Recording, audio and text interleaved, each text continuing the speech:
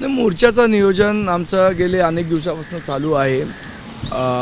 परवा म्हणजे सोमवारी शहरातले जे आमचे विभागाध्यक्ष आहेत त्यांची बैठक झाली, शाखाध्यक्षांपर्यंत बैठक झाली, त्यामध्ये सविस्तर मार्गदर्शन करण्यात आलं.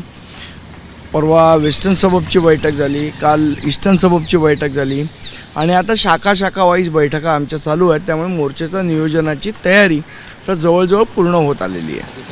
निवडणूक मतदार याद्यांवरून जे ठाकरेंच्या शिवसेनेनं प्रश्नचिन्ह उपस्थित केलं, त्यानंतर तुम्ही देखील वारंवार प्रश्नचिन्ह उपस्थित करताय, त्याच्यावरून भाजपच्या वतीनं सांगितलं जातं की हे फ्लॉप शो आहे, त्याच्याकडे जनतेनं लक्ष देता कामा नये. मला वाटतं एवढे पुरावे दिल्यानंतर अजून काय पाहिजे हा महत्त्वाचा प्रश्न आहे. आणि दुसरी महत्त्वाची गोष्ट, प्रश्न भारतीय जनता पक्षाला नाहीच आहेत, प्रश्न निवडणूक आयोगाला आहे.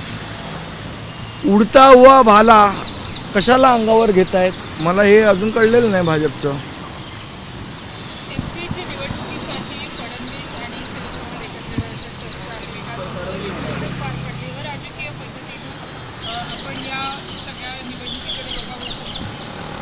मला काय MCAच्या निवडणुकीबाबत एवढी माहिती नाही आहे. वंदे मातरमच्या संदर्भात पुन्हा एकदा अबू आझमी म्हटले की शाळांमध्ये वंदे मातरम कंपल्सरी करता का? अबू आझमींचा प्रॉब्लेम असा आहे, त्यांना कोण विचारत नाही आणि त्यांना कोणी विचारलं नाही की काहीतरी स्टेटमेंट करतात स्वतःकडे लक्ष वेधवण्यासाठी.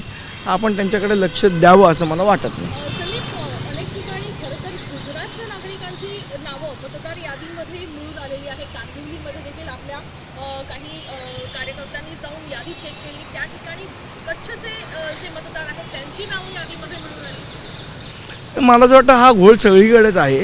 कच्छ असेल, गुजरात असेल, बिहार असेल, अशा अनेक याच्यातली नावं इथे घुसडवण्याचा प्रयत्न केला गेलेला आहे.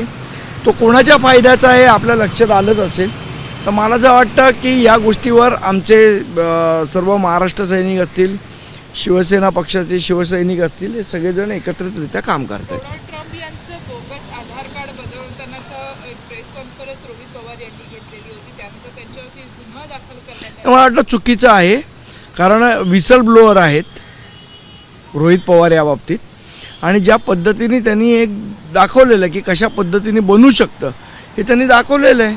याच्यामध्ये गुन्हा दाखल होण्याची काही गरज नव्हती. 1 तारखेच्या मोर्चाबद्दल अनेक लोकांना काही संभ्रम निर्माण करतात असं भाजपचे प्रवक्ते म्हणतात.